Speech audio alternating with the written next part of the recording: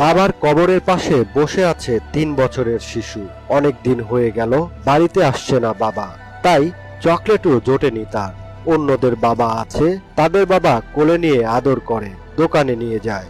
বাবাকে নিতে এসেছে সেও, বাবার সাথে দোকানে যাবে। চিপস চকলেট জুস কিনে দিবে বাবা।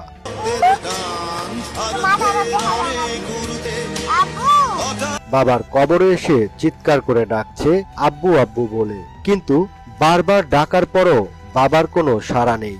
বাবা হয়তো শুনতে পাচ্ছে না, তাই মাথার কাছে এসে আবারও ডাকছে এতিমেই শিশুটি।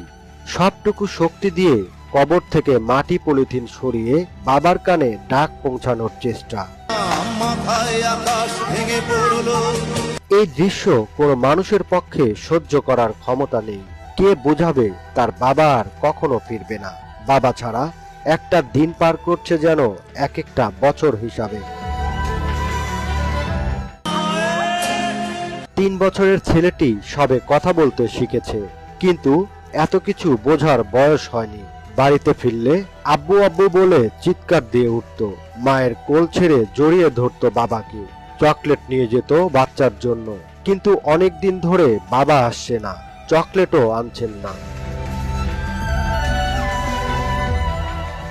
শিশুটির চোখে রাজ্যের জিজ্ঞাসা। কেউ জিজ্ঞেস করলেই বলে বাবা শহরে, আবার বলে বাবা মরে গেছে, আবার আসবে আব্বু।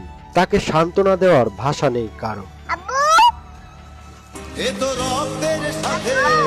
প্রিয় দর্শক, ছোট বয়সে আমরা না বুঝে বাবা মাকে ভালোবাসি, কিন্তু যখন বড় হই, বিয়ে করি, সন্তানের বাবা হই, তখন জেনে শুনেই তাদেরকে অবজ্ঞা করি। কেউ কেউ তাদের বৃদ্ধাশ্রম পর্যন্ত পাঠিয়ে দেই। এটাই হচ্ছে বাস্তবতা। আসুন আমরা সবাই বাবা মাকে ভালোবাসতে শিখি অন্তর থেকে, কেননা তাদের কারণেই আমরা এই সুন্দর পৃথিবীতে এসেছি। আল্লাহ যেন শিশুটিকে একজন সৎ সন্তান হিসাবে কবুল করেন।